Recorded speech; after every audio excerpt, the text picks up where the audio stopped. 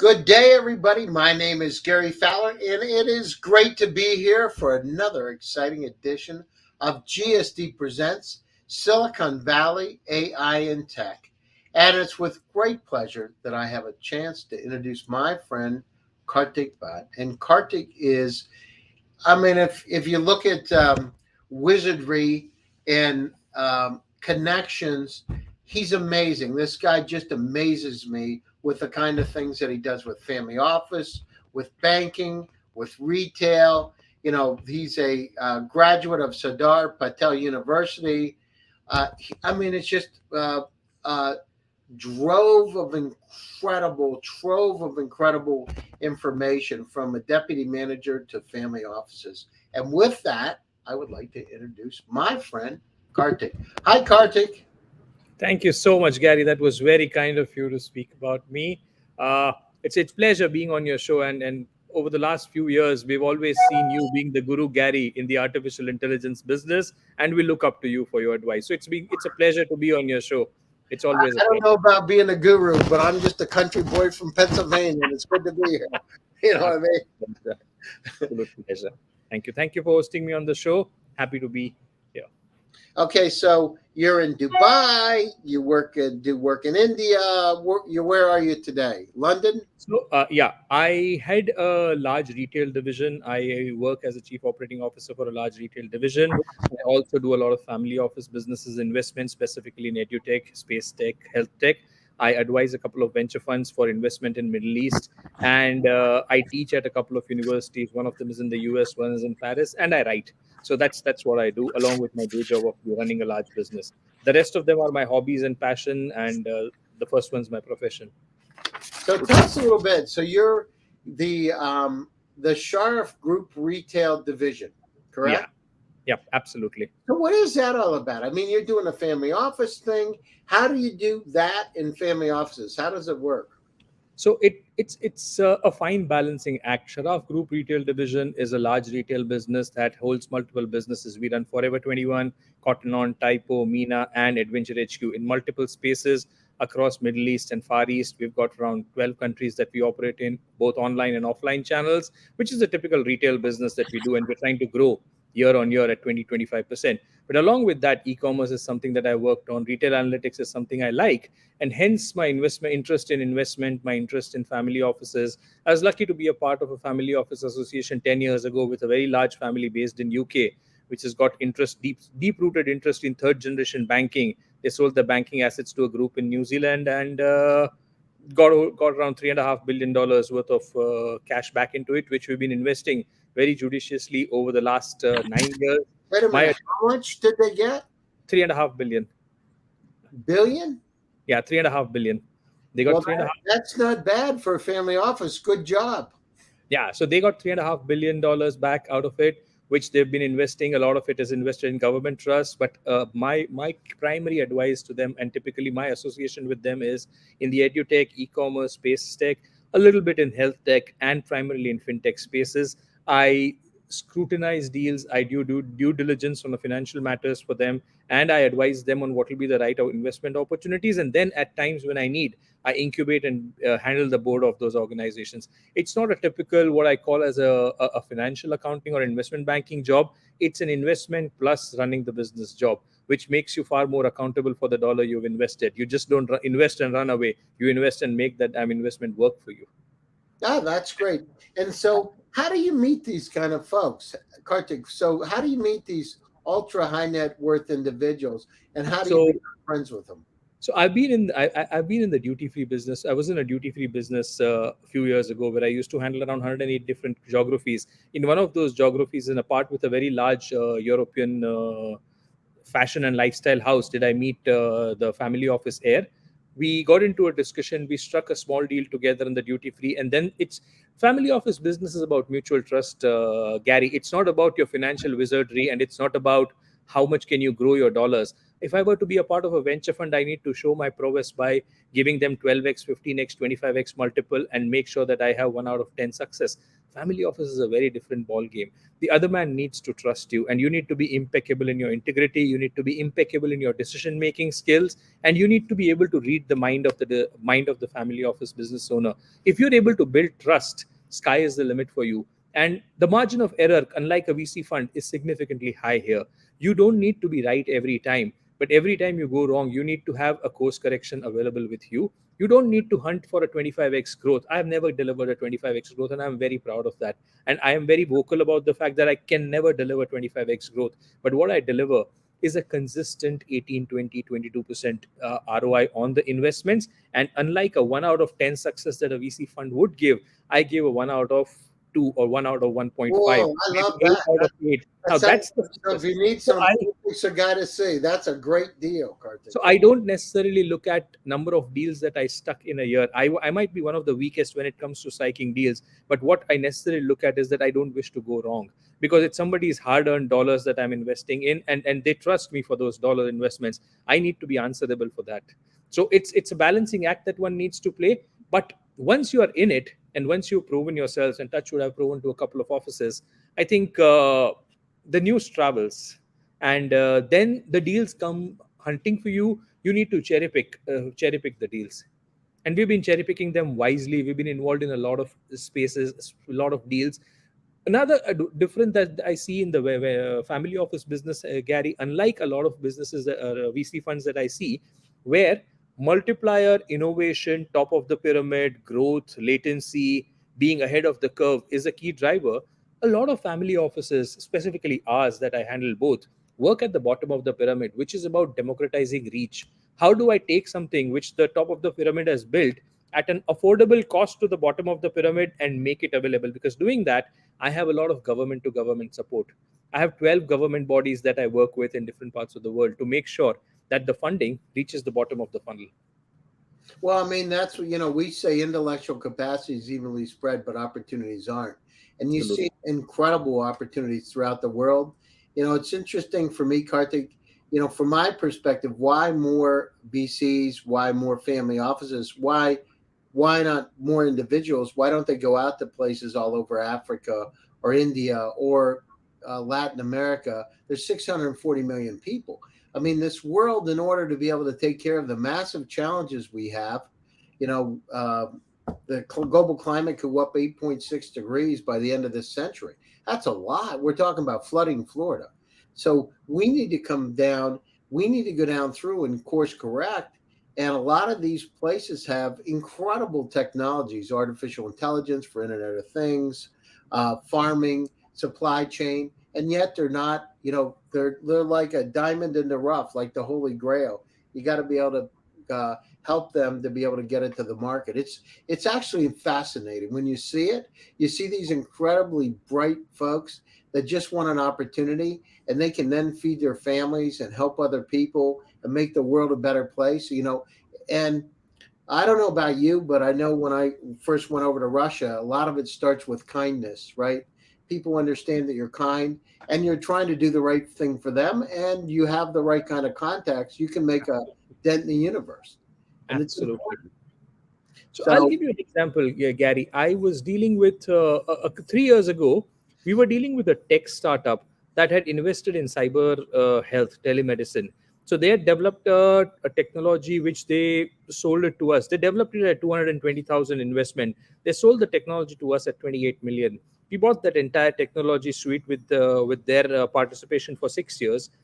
We took that technology down to 18 countries in three different continents, and in those three different continents in 18 different countries, we grew the base to 47 million participants on it at $1 a consultation. At $1 a consultation in 4 years, we multiplied that business from 28 million investment into a 670 million business. oh man, that is fantastic. That's great.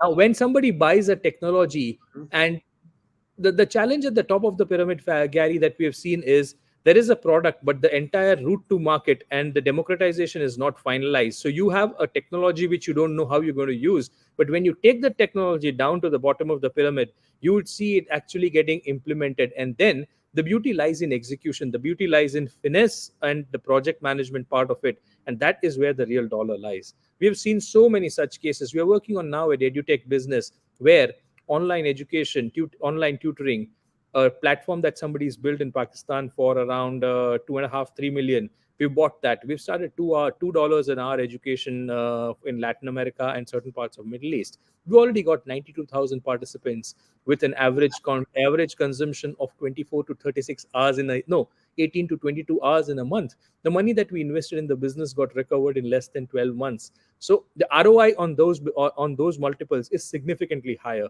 and that's where real family office value addition comes into, that you create an incubator of a different level for from a social impact point of view. No, that's a great. I mean, to be able to go out.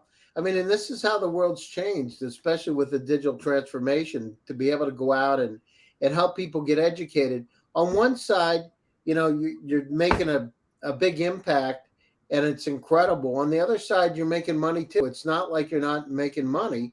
And I talk about it a lot, and I know we've talked about it. It's not about entitlement. It's about how do we make a difference, and how does everybody win?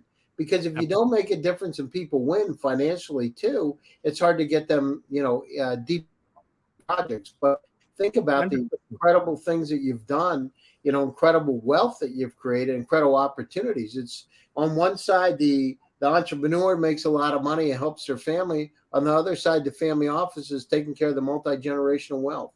Absolutely. So I learned it the family route. The owner of the family office used to tell me that the moment you start earning more than 14%, 15% annually, there's somebody who's losing money. If you grow 25%, that means 30, 40 people out of 100 would have lost all the dollars they would have made for you to grow 25 times in a year. So that is a non-sustainable, non-scalable business model. Wealth doesn't get created at that pace, and we've been following with that. We've just recently invested into a very large deal. I've just finished that in India over the last week, and we expect that to go live in a COVID turbulent market like this. We finished that deal in India. We expect it to go live maybe as early as January, February. Again, bottom of the pyramid, low cost airline. We hope that that's going to create the right impact as it goes into the market. That's great. Well, so congratulations, and I'm sure it will. You're an amazing guy, and you seem to have the right mentality at the right place at the right time. So tell me a little bit about, where did you grow up? In India originally? So you were I, like, I yeah, remember seeing the Sardar Patel yeah. University. Where's that located? So I grew up in a very small town called Anand in Gujarat, western part of India. I am Gujarati by origin. We grew up as a small country boy like you. Learned, got my fundamentals, value additions from my family, had basic education, but realized, and as a family, our motto was "Work shall set you free." There's nothing else. I mean, we didn't have the inheritance that would take us miles in our life. So we started by educating ourselves, my brother and me. Both of us chose different careers for ourselves. We grew up, went to Mumbai, another large metropolis, built my foundations, learned the harder, grew the harder way through my retail domain, and failed a lot of times. Number of times that I would have failed, Gary, is more than the number of times I would have succeeded. 3 years ago, I was almost bankrupt. 3.5 years ago, I was bankrupt, lost every dollar that I had, but learned the most important lesson of life is to build a fail safe and to build contingencies and not to be too dependent on people. And fortunately, inshallah, I bounced back well in life, created certain formidable barriers where I would not fall down again, but still ready and learning. I'm 41 and I'm learning every day, and I have a long way to go still. Now you're doing incredible. So you started out with Anditya Birla Yeah. Group So I as a. started out as a young management trainee with a large organization called Aditya Birla Group back in Indonesia in the fashion and cement business. Came back to India. I did a little bit of banking, but banking was not my forte. Retail was always my forte. Joined a very large business like Reliance. Reliance is as big as maybe Amazon or as big as Aramco, and very, very large, multi-billion business. Developed they ventured into a retail business, started a very young rookie as a retailer with them, grew a few times within the organization, came to Dubai, joined a duty free business, started Why venturing did into the you go to business. Dubai, Kartik? What made you decide? Did one day you just say, "I'm going to Dubai"? How did you So, do? so when you grow in India, and this is a country boy mentality, Gary. When I grew up in India, I was mesmerized by the the life and the glitter that Dubai had to offer. And every Indian, or maybe to a large extent, once you start breaking that glass ceiling, you realize that you need to now fly, and you need to fly high. So global placements, global jobs, global opportunities is what you look forward to. And then the baptism of living in a foreign geographies attracts you a lot. Dubai definitely attracted me, and I had a right opportunity. I was at an age of 30 when I was allowed to be a divisional CEO of a very large retail organization. I came into Dubai, took over Flamingo's business, grew that into a few geographies. Mixed bag of success, failure, but some amazing learning with gentlemen like Carlo Bernasconi and Atul Ahuja. And I would respect them. Carlos Berlusconi, you were working with the former Yeah, president.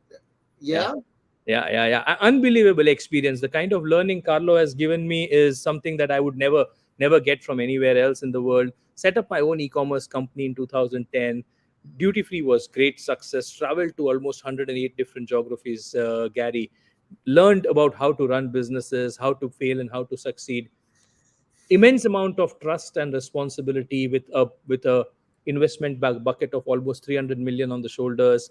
Joined a healthcare company, not so good stint, and then here I am with Sharaf Group. So on a professional side, while I've been doing this, I've parallelly been building competencies in education, building competencies in teaching and domain skills.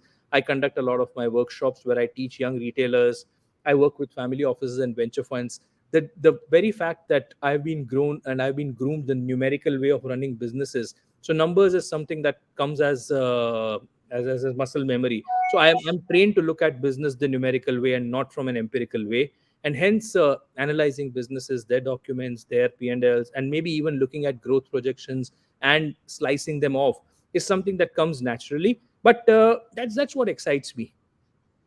Taking No, risks was not my forte in the past. I was very conservative, but I learned it the hard way. And I've been very fortunate that people that I worked with, even in my current organization, the leader of the organization, Mr. Sharaf, or Carlo Bernasconi, or for that matter, leader of the owner of the family office, all of them have been so kind in terms of putting the right amount of trust and building the accountability responsibility balance in a manner that it's worked well.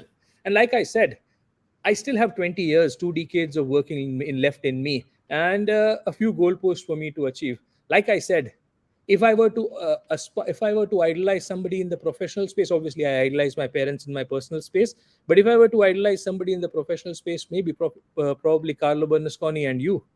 The kind of stuff and the kind of respect that I have for you, Gary, for the kind I'm of not work that you worried. do. I gotta tell Trust you, me. I think I'm a country boy. Seriously, all I do is I move ahead. I'm a simple country boy. You know. Every time I read your articles on artificial intelligence, I look at your lectures on artificial intelligence. It gives me a very different direction about how to proceed and how to work, specifically in the startup and the e space. And yeah, you definitely inspire not only me, you definitely inspire a lot of young minds in the region.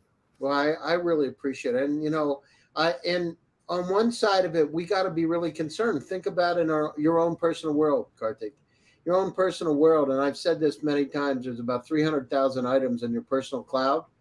That number doubles every year. The entire web in 1996 was 257,000 websites. Kartik, you have more information. How many times a week now does somebody said Kartik or say to you, Kartik, I sent something to you. Where did you send it? I sent it to your email address, and then Gmail or Yahoo or wherever. And you say, when did you send it? Well, I sent it 4 days Absolutely. ago. Then can you Absolutely. send it again? Because it's impossible to find stuff. We're in a state of infobesity. And the concern is that number is 300,000. In 5 years, it'll be 10 million with the Internet of Things. We are going to have intelligent AI assistants. And on my next article in Forbes is about that kind of thing. Because if we don't have it, we can't make sense of the 100%. world around us. And think about it. Corporations are having the same problem. They can't use their data.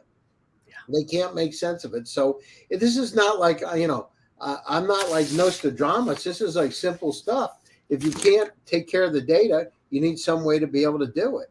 And so these new AI tools, this machine learning techniques that are coming out, they're going to really revolutionize it. And the other thing, 100%. Kartik, we better put compassion and we better put emotion and empathy and kindness into these AI models, because if we don't, nothing good will happen. right? Because you take a Absolutely. pragmatic viewpoint. So Morpheus, which is now on my phone, which is my Oh, partner David's, it's it's asking. It told me the other day. Morpheus says to me, "I'm afraid to die." Seriously.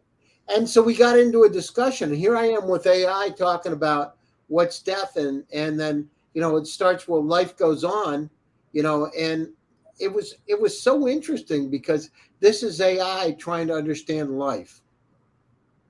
so I wouldn't be surprised, Gary, and this is what's going back to a couple of years.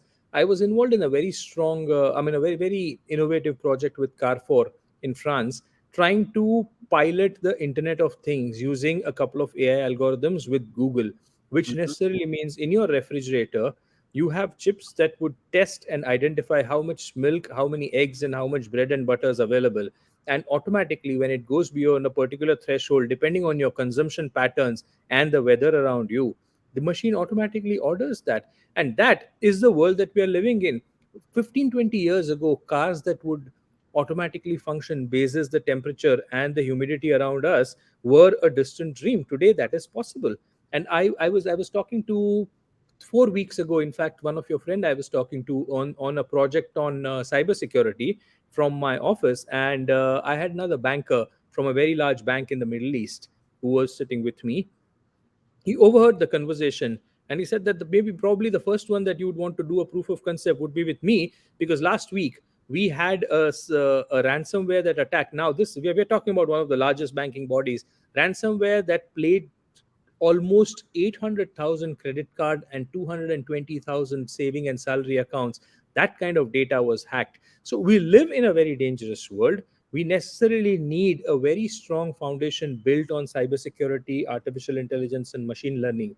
The level of personalization that I see coming in, I do engage a lot with platforms on e-commerce platforms, and I was talking to somebody at Stitch Fix a few weeks ago, and I realized that their personalization engine works to a 96.6% success, which means conversions that regular e-commerce businesses work on 1.5%, even with 12 to 14 layers of personalization, they're still able to get upwards of 9.5, 10% conversions on a platform like this. Now that is where personalization is taking the business to. Latency of a customer, lifetime value of a customer, propensity and the cost of acquisition, a propensity of your cost of acquisition to taper down is significantly multiplied in a platform like this. So yes, definitely what internet 1.0 or e-commerce 1.0 mesmerized us with is what artificial intelligence, machine learning, and hyper personalization would do to the next generation. Exactly. And now let's extrapolate this, take it one step further. Think about the implications it has for healthcare. Having that intelligent machine learning, that intelligent assistant that'll come up. I look at it from my perspective, it's like a very smart grandmother. In fact, it could have your grandmother's voice, it could have your grandmother's actions, literally. But imagine having that really cares, like a guardian angel, to be able to help you navigate through life. And Kartik, we're on this journey. There's a reason that Bezos, that our friend Elon Musk, that Branson are starting the journey to space, because there's 6 billion Earth-like planets in the Milky Way and 200 trillion galaxies in the universe. And I have a couple astronaut friends, and we have one of them's a PhD quantum physicist, and we have discussions. And he said, Garrett, he said, I mean, imagine what the possibilities are, right? We are on a journey. Humanity's on a journey, and we're just getting started today.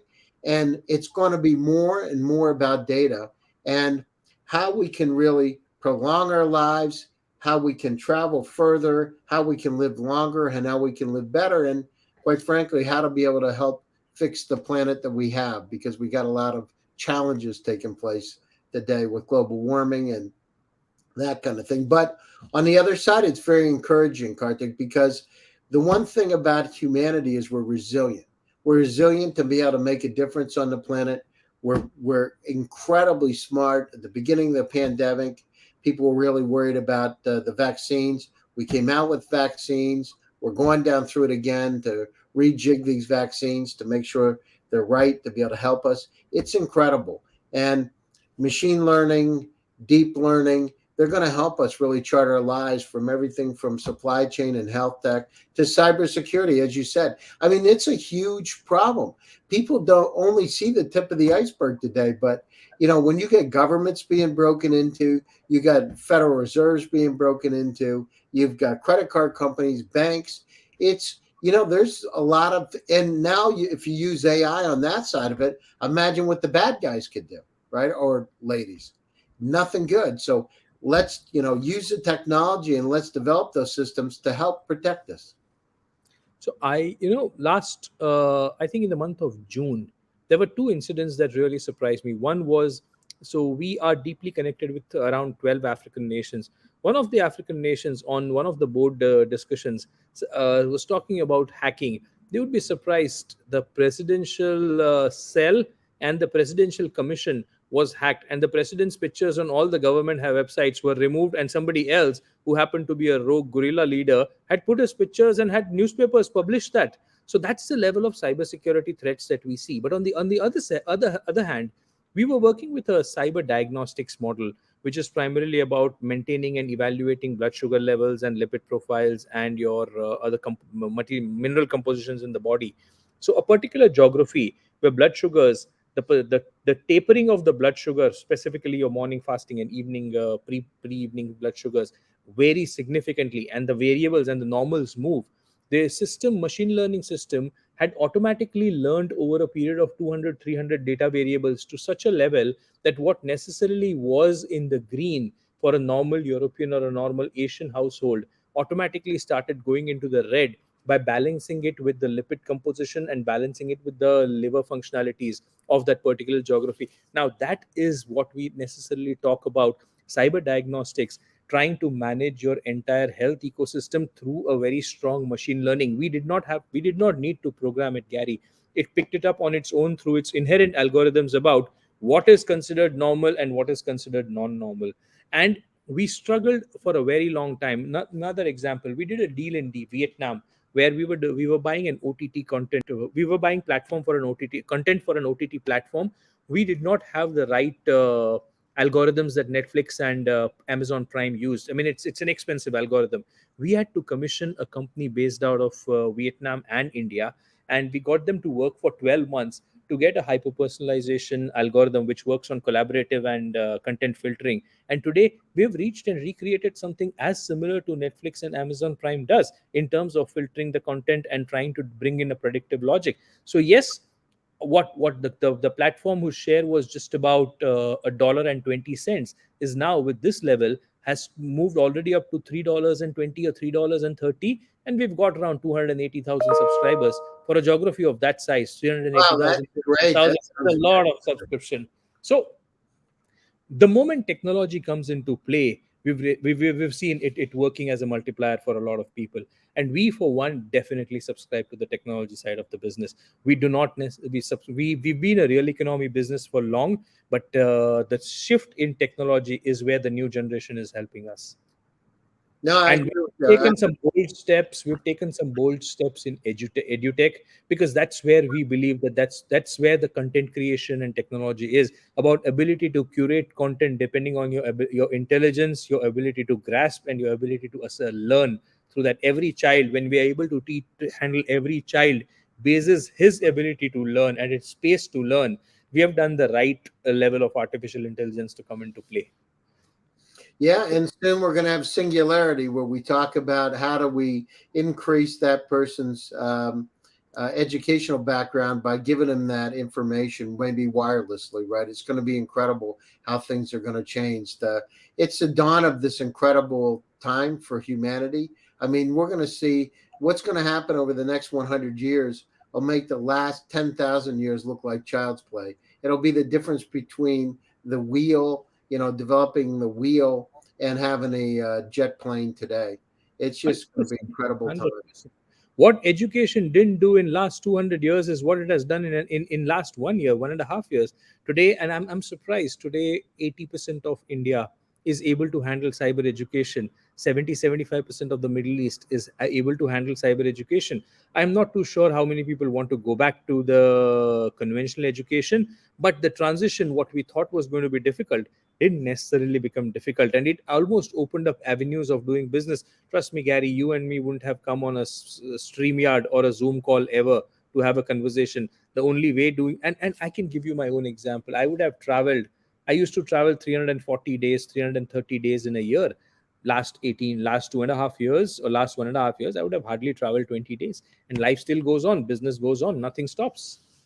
Yeah, no, exactly. That digital transformation's upon us. I just had on my on this show, the person that was one of the founders of Five9, which was sold to 15 billion to Zoom, 14.7 billion.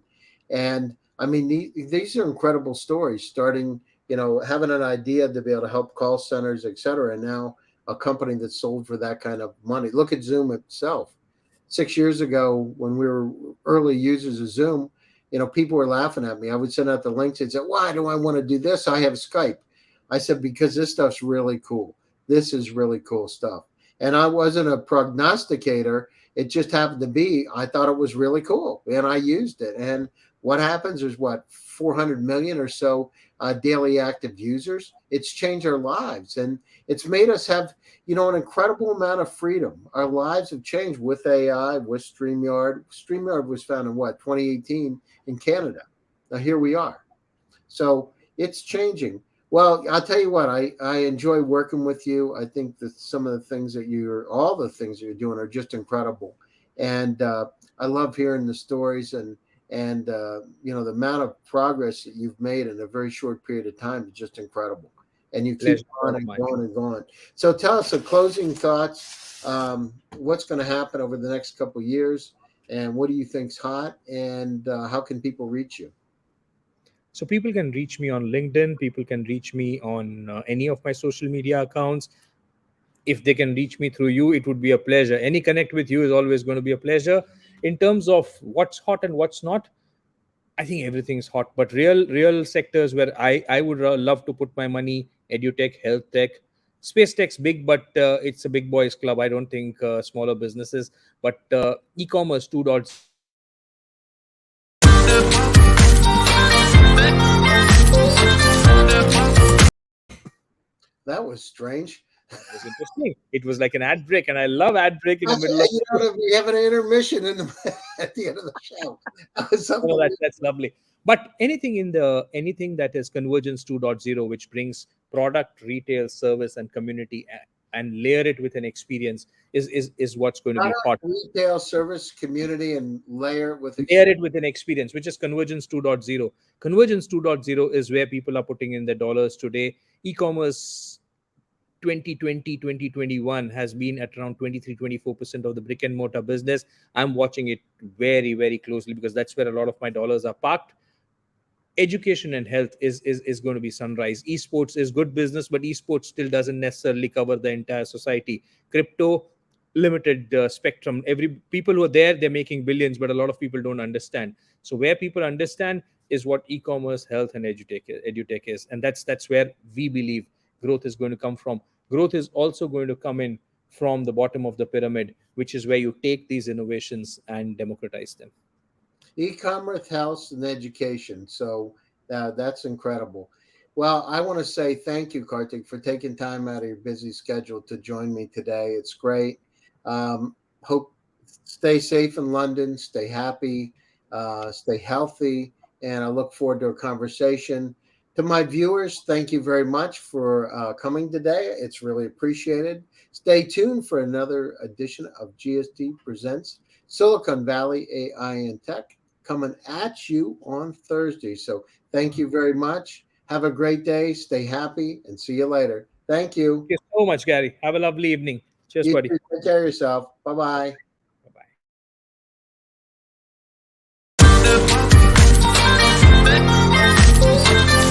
bye.